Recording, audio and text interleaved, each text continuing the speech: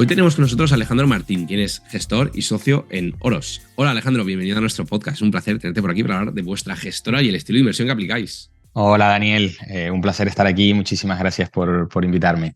Pues vamos a empezar con una de las preguntas más difíciles y es que nos expliques en una línea cuál es el objetivo de este fondo y de la gestora Oros Value. Bueno, al final Oros nace con la filosofía de invertir nuestro patrimonio, el patrimonio de nuestra familia y de nuestros amigos, conocidos y bueno, poco a poco más gente que se va añadiendo, ¿no? Hoy son más de 5.000 inversores los que nos acompañan y bueno, nosotros decimos humildemente que es una filosofía de invertir con sentido común. El objetivo es intentar invertir en renta variable. Tenemos una estrategia ibérica y también una estrategia internacional que también tiene sus réplicas en pensiones, y el objetivo es intentar hacer entre un 8 y un 10% a largo plazo de rentabilidad, ¿no? Que suena muy bien y de hecho pues en casi 13 años que llevamos nuestros inversores han multiplicado por 4 su dinero, pero siempre sabiendo que esto es renta variable, que la volatilidad no pensamos que vaya a llegar, sino estamos seguros de que va a llegar y que ver los fondos caer un 30 o un 40% es parte del proceso de renta variable, pero que la recompensa, pues como se ha visto a lo largo de estos años, es muy buena, ¿no? Entonces, para esas personas que tienen un horizonte temporal de largo plazo, pues pensamos que la renta variable y humildemente nuestros fondos son una muy buena alternativa, ¿no? Pues antes de entrar en materia, creo que es interesante que nos cuentes quién es Oros, la gestora, cómo se inició este proyecto y el equipo de gestores y de análisis que lo compone. Sí, pues al final Oros nace como la continuación al equipo de gestión que llevamos gestionando juntos en nuestra antigua casa en Metagestión desde el año 2012, ¿no? Es decir, tanto Miguel Rodríguez, Javier Ruiz, que es el director de inversiones, y yo formábamos parte de ese equipo de gestión. Llevamos 6 años gestionando y en 2018 lanzamos nuestra propia gestora de fondos de inversión, haciendo exactamente lo mismo: estrategia ibérica, estrategia internacional. Por eso siempre hablamos de 12, 13 años de track record en la actualidad, porque bueno, estábamos gestionando allí un día, pasamos a gestionar en nuestra propia gestora al día siguiente, con carteras prácticamente idénticas y con la misma filosofía de inversión, ¿no? Esto al final nos ayuda, a día de hoy, el ser propietarios nos ayuda pues pensamos que a tomar las decisiones de inversión con una mejor alineación de intereses, haciendo las cosas enfocados en el largo plazo y bueno, somos accionistas mayoritarios de la gestora. Además, los socios y empleados de la compañía tenemos pues cerca aproximadamente el 12% del capital de los fondos, y esto ayuda mucho. No es una garantía de éxito, pero ayuda mucho a alinear el interés de los inversores, ¿no? Yo creo que esto es algo que en general a las gestoras independientes nos alinea mucho y nos diferencia con la mayor parte de gestoras bancarias que podemos encontrarnos en España, ¿no? También el proyecto pues forma parte del proyecto de José María Consejo, que fue también consejero delegado en Metagestión y ahora en Oros, presidente en Oros, y Beatriz Martín, que es responsable de administración, también fue responsable de administración en Metagestión y lo es ahora en Oros, ¿no? Con lo cual, un proyecto de continuidad con respecto a nuestro anterior proyecto y haciéndolo crecer. Ahora mismo, pues hace escasamente año y medio, se ha incorporado también un analista, Diego Marañas, al equipo de gestión, con lo cual pues 3 personas en gestión y otra más que nos ayuda con el análisis, y bueno, poco a poco dotando de recursos a la gestora a medida que vamos creciendo en términos de patrimonio, ¿no? Ahora vamos a entrar un poco en la clave, ¿no? Que es la filosofía y todo este proceso de inversión que aplicáis. Me gustaría preguntar cuál es realmente la filosofía, ya en el nombre lo dejáis caer, y cuáles son sus elementos clave. Sí, pues nosotros, como muchos inversores hoy en día, quizá no tanto en los últimos años, pero hacemos value investing, ¿no? Value investing, desde nuestro punto de vista, entendido como invertir con sentido común, ¿no? Simplificado mucho, es intentar no hacer tonterías, ¿no?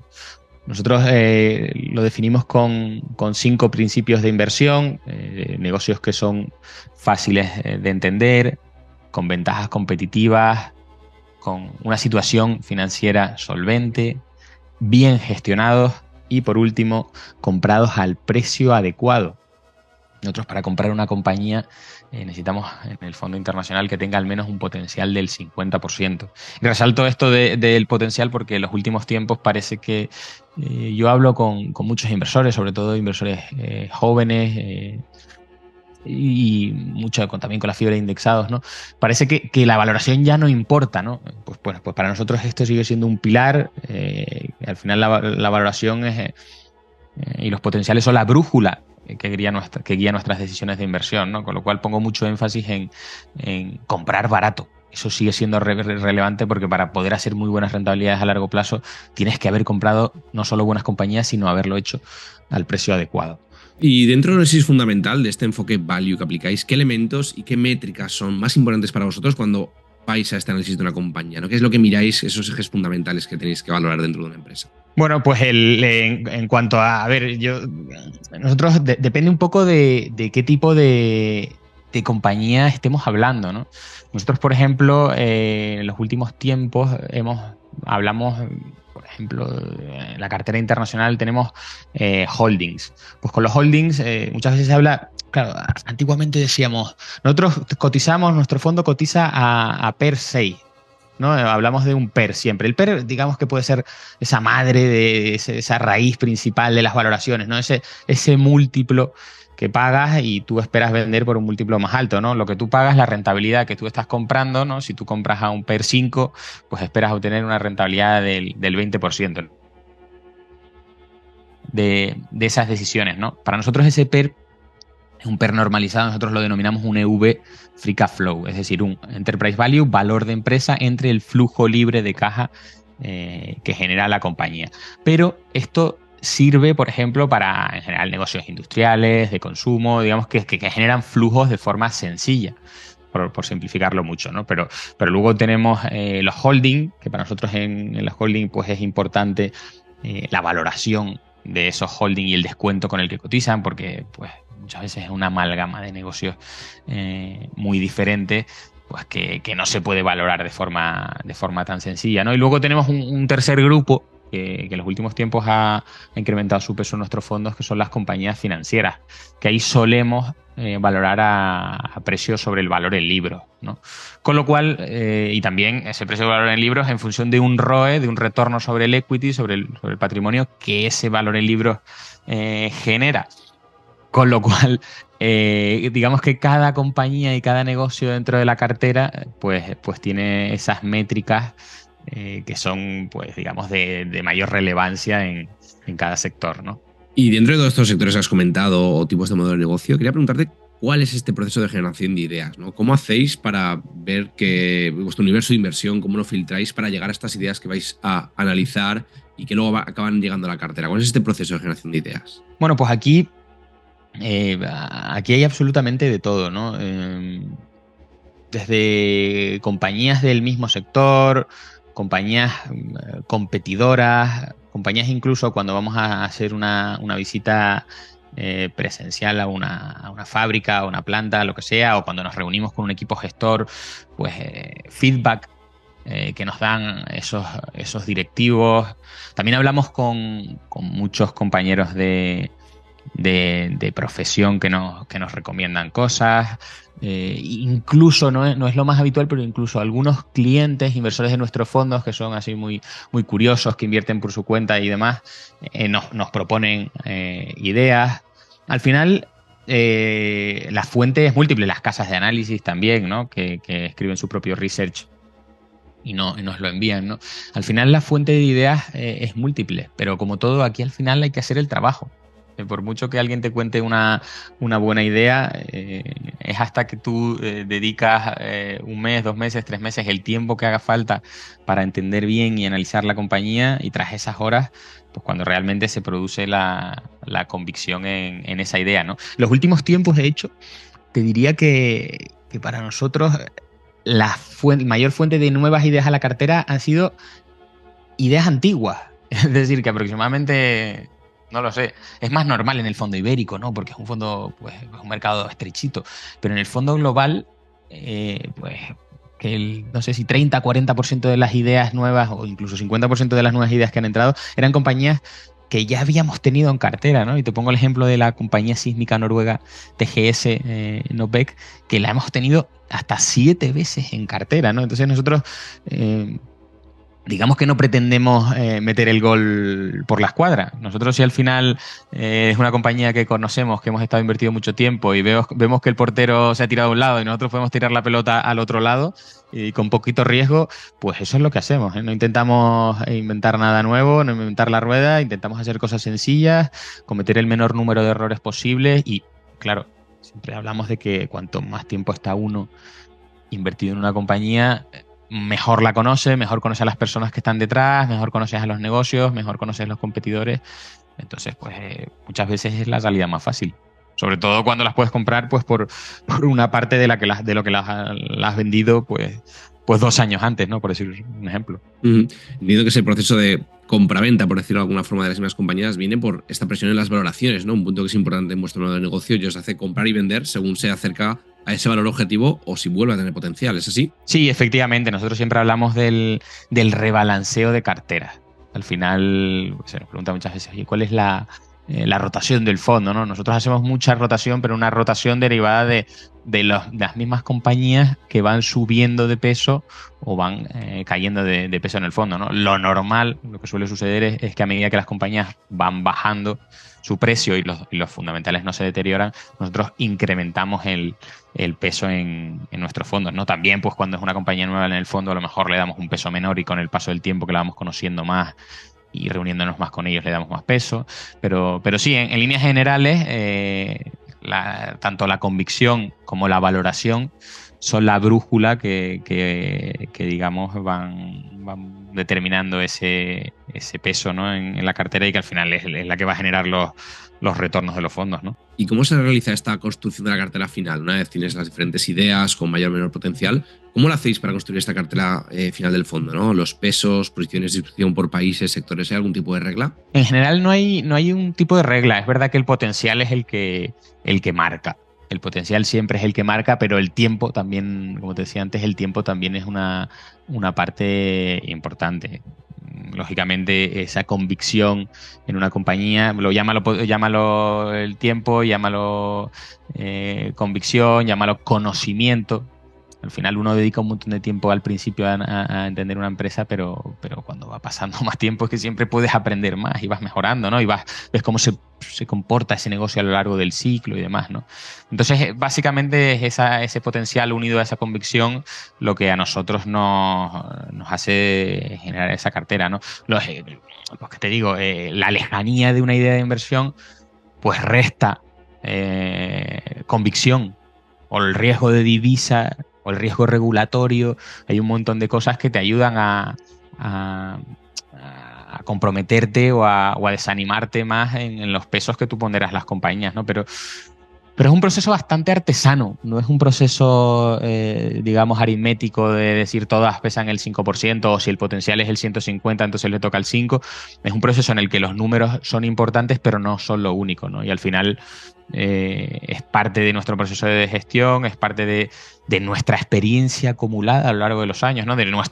Incluso nuestros propios errores que a veces te guían hacia el futuro y a veces te juegan trampas o malas pasadas en el sentido que, oye, que yo haya tenido esta experiencia mala en el pasado no quiere decir que en el futuro vaya a ser así, pero al menos nosotros intentamos aprender de nuestros errores y si podemos aprender de los errores ajenos todavía mejor, ¿no? Que sale mucho más barato, ¿no? Por eso nos gusta mucho leer cartas de otros inversores sobre todo que explican tesis donde se han equivocado porque se aprende muchísimo, ¿no? Te pones en sus zapatos y al final yo creo que ayuda a mejorar como inversor, que es de lo que se trata. Al final no estamos exentos de errores, sabemos que vamos a seguir equivocándonos en el futuro y se trata de minimizar estos errores, ¿no? Yo creo que es algo que nos ha definido históricamente. No hemos cometido errores y errores de bulto, eso, qué duda cabe, pero creo que hemos cometido pocos errores. Eso ha sido uno de los drivers, de los mayores drivers de rentabilidad de la cartera a largo plazo. ¿Cuáles dirías que son los errores más grandes que habéis cometido? Bueno, por ponerte el último ejemplo de error, yo creo que de bulto, porque era una posición que pesaba en torno del 4%, tanto en nuestro fondo ibérico como en nuestro fondo internacional, fue el caso de OHL, que la compañía constructora, que en ese momento era un negocio también de concesiones. En el momento precisamente en el que se venden las concesiones, por cerca de 2.000 millones de euros, claro, la compañía era un negocio pues porque tenía ciertas dudas en la parte operativa, ¿no? Pero claro, la compañía había recibido un montón de dinero y ese dinero estaba claro que lo iba a recibir, ¿no? Entonces lo que pasó es que nosotros, bueno, nos creímos, digamos, a pie juntilla la contabilidad de la empresa y bueno, la realidad es que esa contabilidad, pues digamos que no era todo lo fiel que debía ser. De hecho, pues luego hubo incluso sentencias que así lo corroboraron, ¿no? Pero bueno, nosotros teníamos que haber sido un poquito más disciplinados en cuanto a la calidad del negocio. También fue un momento en el que la liquidez, en nuestro caso, era muy alta, particularmente en el fondo ibérico, que tuvimos pues cerca del 30%, pero también en el fondo internacional. Y bueno, no te voy a decir que nosotros nunca nos hemos forzado a invertir, pero bueno, a veces, quizá cuando tienes más liquidez, esa propensión a que estas cosas sucedan es más grande, ¿no? También fuimos, por hablar algo positivo de este caso, pues, pues fuimos lo suficientemente responsables, diría, o disciplinados para que a pesar de haber comprado la compañía, no sé, por decir un número, en 3 euros por acción, pues terminamos vendiendo entre 0,70 y 1 euro por ahí, que es una pérdida muy importante, pero luego pues la compañía hace escasas semanas acaba de hacer una ampliación de capital en 0,25, ¿no? De que hubiéramos perdido 2/3 de la inversión de nuevo. Así que bueno, algo de al menos el ser fieles a nuestro proceso de inversión disciplinado ayudó cuando detectamos el error a que el error pues todavía no fuera más amplio, ¿no? Y enlazado con esto, quiero preguntarle por el tema de la gestión del riesgo, ¿no? Muchas veces te ahorra problemas de este tipo, tanto por proteger la cartera con pesos como reglas en las valoraciones. ¿Cómo gestionáis esto dentro de Oros, ¿no? El tema del riesgo en las posiciones en la cartera. Bueno, al final no deja de ser un fondo de inversión que en el caso del fondo internacional estamos hablando de más de 40 compañías en cartera, con lo cual estamos muy diversificados. Ya la propia regulación ya hace que no puedas tener ninguna compañía con más del 10% de peso. Y luego tienes la regla del 5-40, ¿no? Y aquí te hablo de diversificación siempre, que son que las compañías que pesan más del 5% no pueden pesar más del 40% del fondo, ¿no? Entonces ahí hay un riesgo, una forma natural de diversificación y por tanto de cubrir el riesgo, ¿no? Pero nosotros no entendemos la volatilidad como un riesgo, ¿no? Para nosotros aceptamos que los fondos son volátiles, que esto es renta variable, que las compañías pueden caer, que es parte del proceso de invertir en renta variable. Y entonces lo que a nosotros nos cubre del riesgo es el comprar barato, es el potencial, es comprar buenas compañías, bien gestionadas y sobre todo a valoraciones atractivas. Eso es al final lo que nos acaba cubriendo, ¿no? Entonces cuando llega un periodo como el COVID o cualquier periodo de caídas, pues nosotros las compañías que caen menos son las que vendemos y disminuimos su peso, y las que se ha ampliado su potencial son las que incrementamos el peso, ¿no? Y entonces ahí pues es la forma natural de cubrirnos de esos riesgos, ¿no? Aceptamos que la volatilidad va a llegar, invertimos de forma diversificada y intentamos convertir esa volatilidad en una aliada, ¿no? En esas oportunidades, en una oportunidad. De hecho, el claro ejemplo es el año 2020, con el COVID, pues si nuestro liquidativo en ese momento, el valor del fondo era de 90, nosotros llegamos a 55. No sé qué caída es esto, pero tal vez cerca del 40% cayó el fondo, ¿no? Estoy hablando de enero-marzo de 2020, enero-marzo de 2020. Hoy nuestro fondo, no sé si está el liquidativo en 165, ¿no? Pues el partícipe, a pesar de haber caído ese 40%, no solo recuperó el 80% ese de la caída del 40%, sino que además ha ganado un 80-90% adicional, ¿no? Entonces, bueno, es la única forma con buenas garantías que nosotros pensamos que es factible para invirtiendo en renta variable poder generar buenas rentabilidades a los partícipes a largo plazo y a la vez invertir de forma prudente. Dentro de todo el proceso, ¿la macro o el análisis del ciclo económico tiene algún impacto o es únicamente fundamental puro de empresa por empresa? A ver, es puro empresa por empresa, pero sí es verdad que uno, bueno, cuando invierte en ciertas compañías no puede ser ajeno a la macro. Lógicamente, pues si tú extrapolabas, imagínate, invertías en una compañía con cierto nivel de deuda y extrapolabas la financiación al 1% de hace 3 años hasta el infinito, pues probablemente cuando la situación se normalizara de la financiación de esa compañía, las cosas ibas a tener un problema, ¿no? Porque tu cash flow no te iba a llegar con la actualización de tipos de interés, ¿no? O entender los ciclos en los que operan las compañías, ¿no? El negocio de nosotros invertimos en materias primas, invertimos en cobre, invertimos en acero inoxidable. Pues todo esto es importante entender cuáles son las dinámicas que hay detrás de esos negocios, ¿no? También entender digamos, la reputación de los países, la seguridad jurídica que hay detrás de esos países, cómo de sanos están esos balances de esos países, ¿no? Yo creo que todo eso es relevante, desde luego. Uno no puede invertir de espaldas a eso. Pero no es el core, no, digamos que no invertimos, no somos inversores macro y no hacemos una apuesta a que el oro, pensamos que la inflación va a suceder esto y entonces invertimos en el oro porque va a suceder lo otro. No, simplemente intentamos, cuando invertimos en las compañías, tener eso en cuenta. ¿Cómo describirías la empresa, sector o posición perfecta para el fondo? Algo que resuma vuestro proceso, ¿no? Esa carta a los Reyes Magos, ¿no? ¿De qué tipo de empresa buscáis? Bueno, yo creo que es una empresa que cumpla nuestros principios de inversión, ¿no? Los 5 principios que te decía antes. ¿Qué sucede? Que bueno, claro, nosotros claro, siempre compramos compañías que para nosotros están baratas, ¿no? Y es cuando nos encontramos un equipo gestor que ve las cosas con los mismos ojos que lo vemos nosotros, es ahí cuando verdaderamente las cosas hacen clic.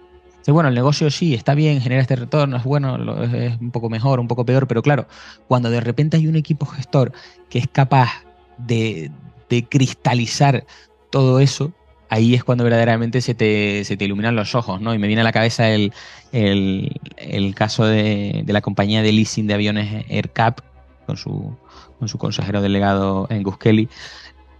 Claro, es una compañía que estaba cotizando, una compañía de leasing de aviones, que estaba cotizando a lo mejor con un 50% de descuento, en algunos momentos incluso 70-80% de descuento con respecto a su valoración, ¿no? Entonces, cuando este consejero delegado empieza a hacer compras y compras y compras y compras de acciones, esas recompras de acciones, a pesar de que es un negocio que genera un retorno del 12, 11, 13%, eso lo podemos discutir, claro, cuando tú haces esa recompra de acciones con un descuento grande, ese retorno sobre tu patrimonio se magnifica, se amplifica, y entonces, siendo tú el propietario de un negocio con unos retornos normales, normalitos, buenos, no están mal, pues se producen unos retornos del 15, del 18, del 20% que pasan a ser unos retornos extraordinarios de repente, ¿no? Y además recompras acciones, lo que ayuda a que suba el precio de la acción. Entonces muchas veces estas compañías extraordinarias creo que no pueden ser extraordinarias sin consejeros delegados que hagan las cosas de forma extraordinaria. ¿Y en tu opinión qué os hace diferente a otras alternativas value? ¿No? Hay muchos fondos value, tanto nacionales como internacionales. ¿Qué crees que os hace diferente en vuestro enfoque value de otras alternativas? Bueno, yo creo que comentaba antes algunas cosas, ¿no? La propiedad, ser propietarios, el equipo gestor, ser propietario de la compañía, yo creo que es clave. El invertir en nuestros propios fondos y ser el mayor inversor de nuestros fondos, yo creo que es una garantía de que al menos nos lo vamos a tomar en serio. Hay muchos no la mayoría del sector, ¿no? Pero sí muchos de nuestros competidores value, quizás españoles, están aquí, ¿no? Te diría que el rasgo que más nos identifica, al margen de estos dos temas, es el que, a pesar de ser un equipo joven, que llevamos en torno a a 13 años ya, somos un equipo que ha permanecido juntos. Porque hemos visto en general en el mundo de la gestión hay muchos cambios de gestores, identidades, y el hecho de ver un equipo que durante tantos años se ha mantenido fiel a un proceso, fiel a un mismo equipo, trabajando de la misma forma, haciendo lo mismo, especializándonos, creciendo juntos, depurando el proceso, esto pudiera parecer una cosa menor y claro, muchas entidades siempre con muy buen criterio y muy buenos equipos de comunicación intentan que parezca que el gestor que había, que era un gestor estrella, ya no era tan relevante 6 meses después, ¿no? Pero la realidad es que este es un negocio de capital humano, de personas y al final de largo plazo. Entonces a nosotros yo te diría que es que somos no sé, seguro que hay muchos más, el mundo es muy grande, ¿no? Pero en España el mismo equipo gestor en conjunto gestionando de la misma manera y demás, pues yo creo que debemos ser de los que más o el que más tiempo lleva, ¿no? A pesar de que sean solo 13 años, ¿no? Entonces yo creo que es un valor añadido grande nuestro, ¿no? Luego en términos de inversión, pues bueno, somos una gestora pequeñita, aunque ya gestionamos pues por encima de 150 millones de euros, pero es pequeñita por tamaño, ¿no? Nosotros no hacemos retrocesiones, no retrocedemos dinero a los bancos por vender nuestro producto, apostamos por ser pequeños y eso nos permite invertir en ciertas compañías que pensamos que son más rentables o que a largo plazo pues van a generar más rentabilidad que otras compañías grandes, ¿no? Somos agnósticos en cuanto a la zona geográfica.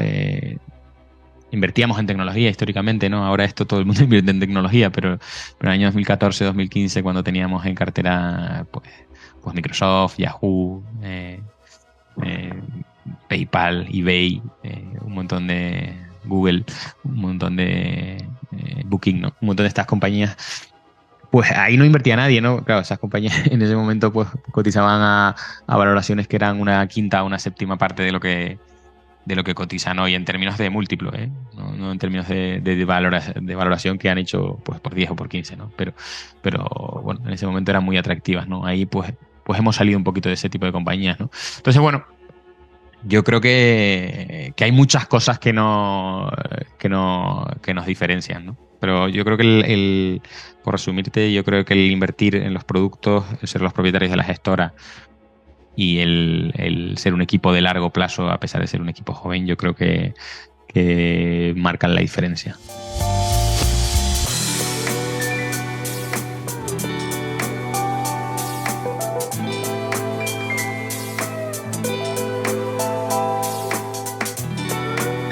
Vamos a pasar a la siguiente sección donde la idea es conocer tanto el posicionamiento actual como varias ideas de inversión concretas. Así que para comenzar me gustaría que nos contaras cómo está posicionado el fondo Oros Value Internacional a nivel agregado a día de hoy y así tenemos una foto general de la estrategia y luego vamos comentando por partes. Vale, pues a día de hoy en el fondo internacional bueno, que es la réplica también del plan de pensiones individual, el plan de pensiones de autónomo y el plan de pensiones de empresa. Son vehículos que invierten exactamente de la misma forma, que es el 95% de nuestro patrimonio, básicamente. Invertimos el 50% aproximadamente, un poquito más del 50% en zona euro, 20% en Asia, 11% en Estados Unidos y luego tenemos un poquito en el resto de Europa y en Canadá. Esto es una consecuencia. Nosotros no vamos en términos de zonas geográficas buscando invertir aquí o allí. Simplemente es una consecuencia de nosotros, de dónde vamos encontrando nosotros esas mejores ideas de inversión. De hecho, en el pasado, pues a lo mejor Estados Unidos ha tenido mucho más peso y demás, pero es verdad que la zona de euro y particularmente España, tenemos a día de hoy pues cerca del 30% del fondo global invertido en España. A pesar de que es un fondo global, ¿no? Entonces, bueno, a nosotros nos parece que es una zona geográfica un poco denostada y que las oportunidades son buenas. Pero, insisto, es un proceso de stock picking, de elegir compañía por compañía y son las que configuran estas áreas geográficas, ¿no? Y luego tenemos En cuanto a la distribución temática, hay una parte importante de la cartera, cerca del 30%, que son compañías holding o compañías de gestión de fondos y demás. Esto es cerca del 30% de la cartera. Compañías industriales, un 20% de la cartera. Compañías financieras, un 14% de la cartera. Materias primas, un 9% de la cartera. Consumo defensivo, un 7% de la cartera. Y el resto es aproximadamente el 20%. Con lo cual, en líneas generales, es un fondo bastante diversificado. Es verdad que también pues somos 4 personas mirando empresas, 4 personas con gustos diferentes, que tampoco hay un sesgo a siempre ir estar mirando lo mismo. Con lo cual, pues se va tejiendo ese puzzle con el paso de los trimestres, ¿no? Pero es verdad que es un puzzle que no cambia tampoco muy rápido. ¿Y qué motivos os llevan a tener exposición mayoritaria a estos sectores que has comentado con mayor peso? ¿Es un tema de que las valoraciones son atractivas en ese mercado, de que habéis encontrado varias ideas interesantes? Cuéntanos qué os lleva a tener este peso mayor en 2, 3 sectores. Sí, al final es básicamente la consecuencia de las compañías que estamos encontrando, ¿no? Por eso nosotros no solemos hablar mucho de sectores, porque es que a veces incluso intentamos agrupar compañías industriales, pero es que son dinámicas muy diferentes las que afectan a esas compañías industriales, ¿no? Lo que sí nos encontramos, claro, son compañías industriales, pues en muchos casos líderes de nicho, y me viene a la cabeza un Veralia de turno líder europeo en fabricación de botellas de vidrio y cotizando a valoraciones de 6 o 7 veces. Negocio con un ROCE pues, de doble dígito, bien gestionado y demás, pues ese tipo de compañías a esas valoraciones es que difícilmente vamos a encontrar negocios con esa calidad y a esas valoraciones en otros sectores, ¿no? Quería preguntarte por la parte que tenéis en el fondo invertida tanto en emergentes y específicamente en Asia, China, etcétera. Sabes que es algo que está muy de moda este año, así que bueno, cuéntanos por qué tenéis exposición a estos mercados y qué ideas habéis encontrado aquí.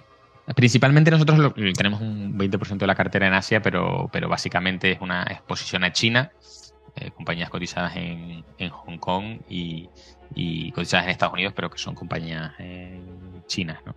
Luego tenemos aparte un 3% de peso, es decir, 17 más 3, por simplificar, en Fairfax India. Fairfax India es un vehículo de inversión que, digamos, gestionado por Fairfax, el grupo asegurador canadiense, que estaba gestionado hasta hace muy poquito, el caso de Fairfax India, por Prem Watsa, que era el Warren Buffett canadiense, ¿no? Esto era una aseguradora muy al estilo de lo que hace Warren Buffett, y Fairfax es un vehículo puramente que invierte en India y que básicamente el 60 y pico por ciento o el 60% de los activos es un activo en concreto que se llama el aeropuerto de Bangalore, que están además en proceso de sacar a bolsa, ¿no? Nosotros pensamos que a las valoraciones que ese activo va a salir a bolsa, pues la compañía, además de estar con descuento, pues se va a poner con mucho más descuento, ¿no? Encima es una compañía que recompra acciones, que está bien gestionada, con un historial bueno de rentabilidad.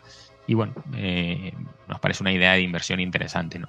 Y en China tenemos varias compañías tecnológicas, entre ellas que es China pero no es China, es decir, tenemos la compañía sudafricana Naspers, que es una forma de jugar la exposición a Tencent, el líder tecnológico chino. Luego tenemos también exposición en Baidu, también en Estados Unidos, y luego, bueno, varios negocios relacionados con el mundo de la restauración, es decir, de las cadenas de restaurantes que han sufrido mucho con el tema del consumo, y del sector inmobiliario, de compañías de servicios inmobiliarios, que tenemos también 3 compañías con un peso más reducido. Con lo cual, sectores en líneas generales que han sido muy penalizados, comprados a valoraciones atractivas, y nosotros lo que nos gusta del mercado chino es que, bueno, nos parecen, y para irnos tan lejos, negocios que de cierta forma son fáciles de entender para nosotros y que además nos devuelven el dinero. Digamos que el dividendo normalizado de nuestras compañías es en el entorno del 10% de la cartera, es decir, cada año recibimos el 10% de lo que hemos puesto. Entonces es muy interesante. También tenemos un peso, que no lo comentaba, de Sun Hunkai Co. El ticker es 86HK, una compañía que cotiza a $2,70 de Hong Kong por acción y que da todos los años y lleva 15 años dándolo, 26 céntimos, es casi un 10%. Es una compañía que da préstamos, pero además tiene una gestora dentro. Es una compañía que cotiza aproximadamente a una quinta parte de su valor. Y solo con un poquito de lo que genera nos lo devuelve y ya tenemos un dividendo del 10%, ¿no? Un mercado absolutamente, el de Hong Kong, destrozado. Pues 4 años seguidos cayendo, ha caído un 50% desde máximos. Y a pesar de que el mundo en muchas ocasiones, y lo personalizamos mucho en Estados Unidos, ya pesa el 70% de los índices globales, ¿no? Pero claro, hay zonas del mundo que están absolutamente derruidas o devastadas, ¿no? Y aquí es donde nosotros estamos encontrando muy buenas oportunidades, ¿no? Y negocios de la calidad que compramos, a las valoraciones que compramos, y además entregándonos el dinero que nos entregan cada año, esto no es muy normal, no nos lo parece. Y de hecho, bueno, si miramos las valoraciones históricas o los dividendos históricos o el precio de valor en libros históricos, el perhistórico de mercados como el de Hong Kong, nunca habíamos estado tan baratos. Es que estamos incluso por debajo de los niveles de 2008 o de 2020, entonces, o del año 2000. Entonces, en términos de valoraciones. Entonces, bueno, pues a nosotros la oportunidad no nos parece muy buena, aunque bueno, siempre con prudencia y con la lejanía del que está invirtiendo lejos de su casa. Eso también hay que ser conscientes de ello. Esto te lo enlazo con la rotación de la cartera y quería preguntarte por cómo de flexible es el fondo para moverse entre países, sectores o tipo de empresa. ¿Tenéis una rotación elevada estos años? ¿O cómo puede ser de diferente la cartera ahora si la miramos dentro de unos años o miramos atrás? Bueno, la rotación, es decir, el número a lo mejor sale, no es un número especialmente alto, te diría. Creo que nuestro dato de rotación no es alta, pero es que además esa rotación es en muchas ocasiones entre las mismas compañías del fondo, ¿no? Compañías que ese rebalanceo que explicaba antes, que compañías que van incrementando su peso y otras que lo van reduciendo, ¿no? Pero si nosotros tenemos más de 40 compañías en cartera y pongamos que hay 7, 8 compañías que entran cada año nuevas, pues estamos hablando a lo mejor de un 20% de rotación del fondo.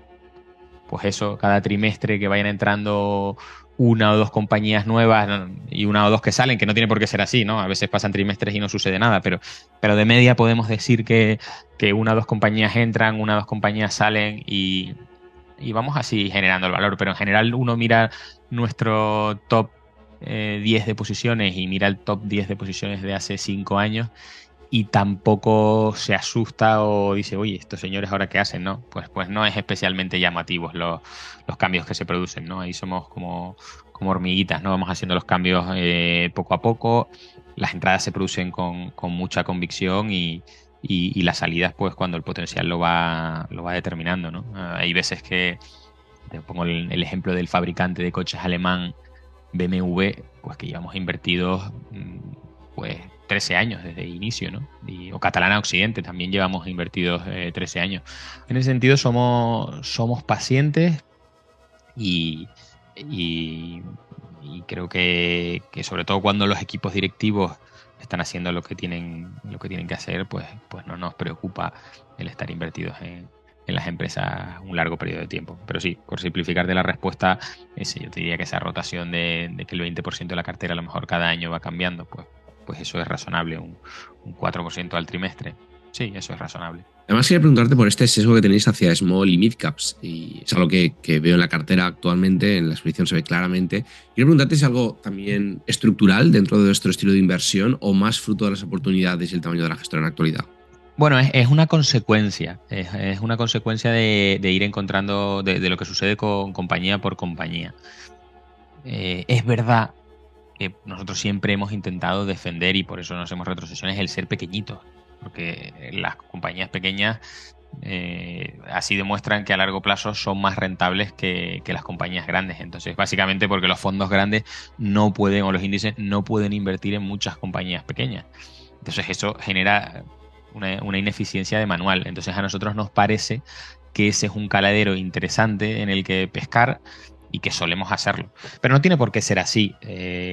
hay compañías grandes en la cartera, al futuro puede ser diferente, pero la lógica y la historia nos hacen pensar que el comprar compañías medianas y pequeñas pues va a seguir siendo una parte esencial de lo que hacemos en Oros, ¿no?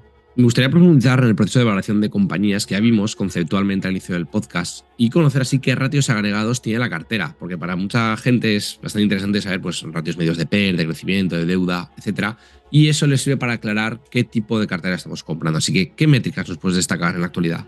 Bueno, pues nosotros nos encontramos con una compañía, un fondo internacional con pues, cerca de 45 compañías, con una caja neta con compañías que el 65, y esto para nosotros es importante, a lo mejor el crecimiento de ventas no es tan importante, pero la caja neta que tienen esas compañías sí que es importante, ¿no? Porque te dice un poco los riesgos que están asumiendo esas empresas, ¿no?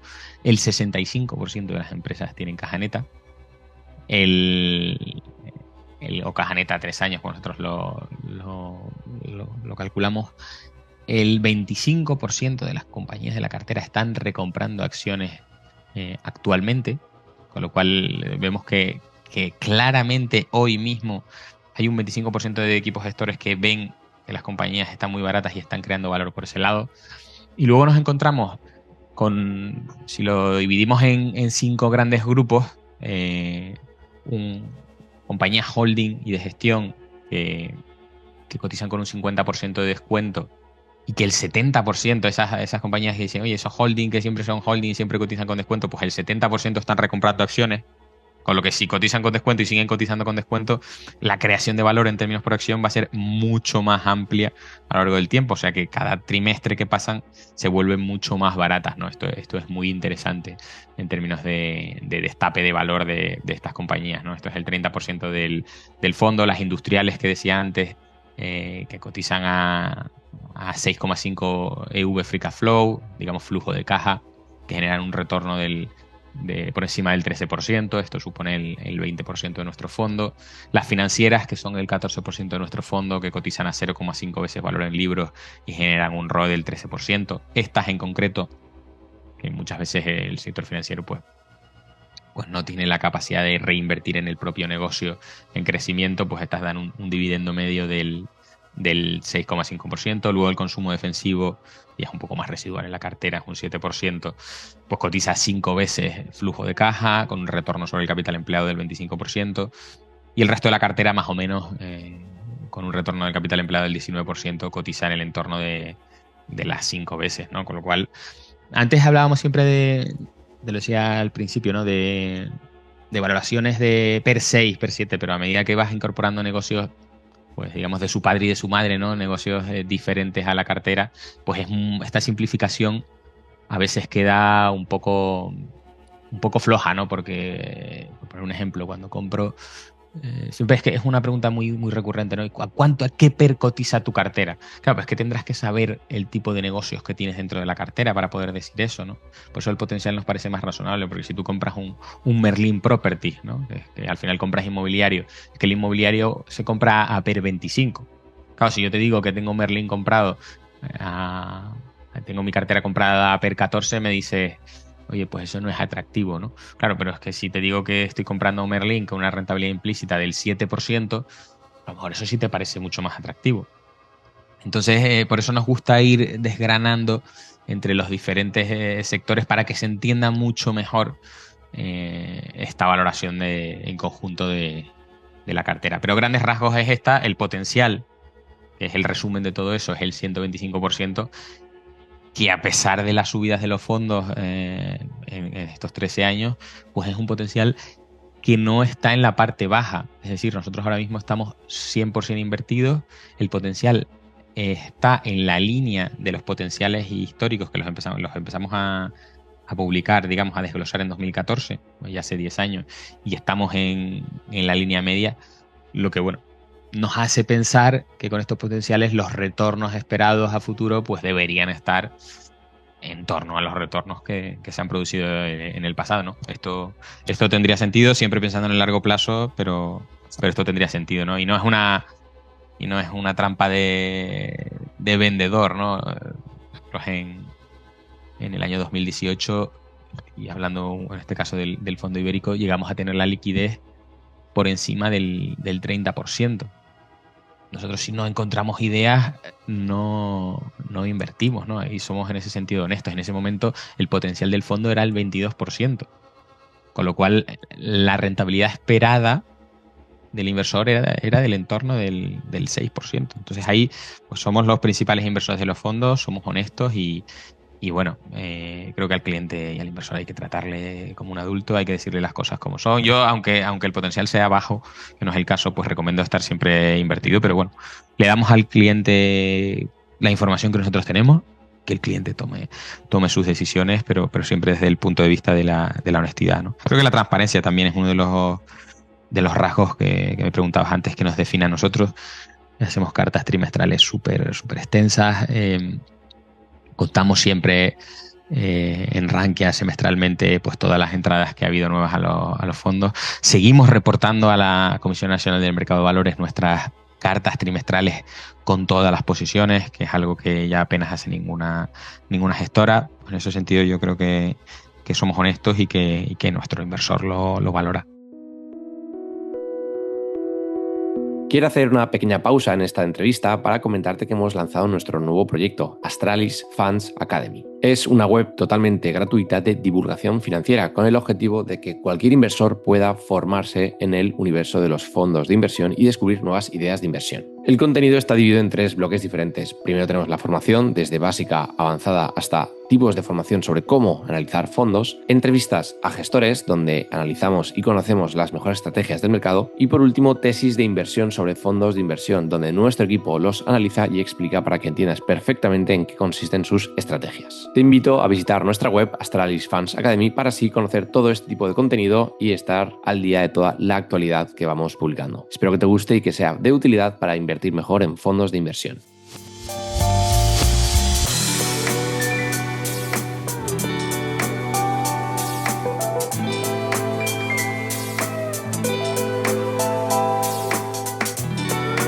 Vamos a pasar a la siguiente sección en la que me gustaría que nos comentes varias tesis de inversión concretas, posiciones en las que estéis invertidos o que os parezcan muy atractivos, y para ello podemos hablar de acciones de varios países, sectores, etc. Así que vamos con ello, Alejandro. ¿Qué tesis tienes preparadas para nosotros? Pues te decía antes que esto es como los libros de elige tu propio destino, tu propio final, ¿no? Yo te dejo a ti que elijas, yo no me he preparado ninguna, pero si quieres te puedo comentar a lo mejor cosas que te suenen un poco diferentes o que la audiencia pueda tener entre nuestras principales posiciones. En el caso del Fondo Ibérico tenemos Catalana Occidente, tenemos Alantra, tenemos Semapa, tenemos Día. No sé qué te parece, cuál te interesa que te cuente un poquito más en profundidad. Pues mira, las que más te gusten a ti o más potencial le veas tú. Vamos con esas que seguro que son más atractivas para la audiencia. Venga, pues mira, te voy a contar una que de todas estas la que más potencial tiene, que es en el torno del 6% de nuestro fondo ibérico, es Alantra, ¿vale? Alantra es una compañía, es la antigua N+1, que a su vez es parte de la antigua Mercapital, ¿vale? Una compañía ya con muchos años de historia, y es una empresa en la que llevamos invertidos interrumpidamente, hemos invertido 3 veces, pero prácticamente el 90% desde del tiempo desde el año 2012, o sea que es una empresa que conocemos bastante bien y es un negocio que se dedica a la banca de inversión. La compañía tiene varias patas, pero simplificándolo mucho, tiene un negocio de banca de inversión en el que hace asesoramiento a fusiones y adquisiciones, y un negocio de gestora, que por simplificarlo mucho también es algo parecido a nosotros, ¿no? Ellos tienen fondos y cobran unos ingresos por esos productos. ¿Vale? Además, la compañía tiene varios negocios anexos y muy relacionados, que pueden, muy relacionados con estos, que bueno, en términos de valoración, para que te hagas una idea, pues si la compañía cotiza a 300 millones y tiene 150 millones en caja, ojo, porque la mitad de la valoración entre caja e inversiones ya te la cubre la caja, ya cubre la mitad de la valoración de Alantra, tienes otra mitad que son básicamente estas participaciones en compañías terceras, ¿no? En joint ventures y demás, ¿no? Que no están dentro de los negocios principales. Con lo cual, básicamente el negocio de la compañía te lo estás llevando gratis. Y aquí es difícil estimar, el negocio de gestora es más fácil, que a lo mejor puede generar 10 o 12 millones al año. El negocio de banca de inversión es más difícil porque es un negocio muy cíclico. Ahora mismo no está generando nada. Pero claro, este negocio empieza a repuntar. La compañía está especializada en asesoramiento en compañías de mid-market, de tamaño mediano. Y ya las compañías de mayor tamaño, este proceso ya está sucediendo. Con la caída de los tipos de interés empiezan a verse transacciones. Creo que el middle market, donde está la entrada, va detrás, ¿no? Si la empresa es capaz de generar entre 15 y 25 millones al año del negocio de banca de inversión, más los 10 millones adicionales del negocio de gestora, pues estamos hablando de otros 300 millones, ¿no? Con lo cual, de forma muy, muy, muy conservadora, la compañía vale el doble para nosotros, ¿no? Bueno, más que el doble para nosotros, de hecho. Entonces es un negocio bastante interesante, está en un mal momento, pero incluso en un muy mal momento, por decirlo así. Las transacciones en banca de inversión llevan 3 años cayendo, y a pesar de esto, la compañía no pierde dinero, ¿no? Es un negocio con unos costes muy flexibles, muy, muy bien gestionado. Bien gestionado no significa que no haya ciclicidad, porque es un negocio cíclico, pero una oportunidad muy buena a estas valoraciones, desde luego. Y luego, si te parece, por contar cosas así que no hayamos contado mucho, el caso de Día. ¿Qué te parece que te cuente Día? Perfecto, vamos con Día y luego si quieres alguna tesis de China, que creo que también puede ser interesante. Venga, pues el caso de Día, que yo creo que es una compañía también muy conocida por todo el mundo, bastante odiada. Es una compañía de supermercados española, aunque tenía presencia pues en muchos sitios, ¿no? Tenía presencia en Brasil, que han desinvertido, tenía presencia en Portugal, que han desinvertido, bueno, incluso en China y Francia en su día, ¿no? Que han ido desinvirtiendo hace más tiempo, ¿no? Pero básicamente la compañía se ha encontrado en un proceso grande de reestructuración, ha reestructurado sus operaciones en España, se han quedado con una participación también en Argentina que tiene su interés, y más en los últimos tiempos, en el último año que estamos viviendo en Argentina. Y claro, es una empresa que no tiene una situación, que pasó por un proceso de reestructuración importante, que ahora mismo la situación financiera es bastante buena, pero yo creo que derivado de cotizar a 1 céntimo de valoración, el mercado ha pensado, ha interpretado que la compañía estaba en una situación negativa, ¿no? Muchas veces, como pasa en Estados Unidos con las penny stocks, ¿no? Estas compañías de un penique o de varios céntimos que cotizan y que dices, oye, esto está quebrado, ¿no? En el caso de Día, nada más lejos de la realidad. La compañía, de hecho, está haciendo un plan de inversiones, ha estado haciendo un plan de inversiones bastante potente, invirtiendo dinero. Ahora, no es que no tenga deuda, pero tiene una deuda derivada de haber estado invirtiendo y de haber estado reestructurando la actividad, y no de lo mal que van las cosas. De hecho, el negocio de España, es el 90% del negocio actualmente, está haciendo unos márgenes muy, muy buenos trimestre a trimestre, y continúa incrementándolos.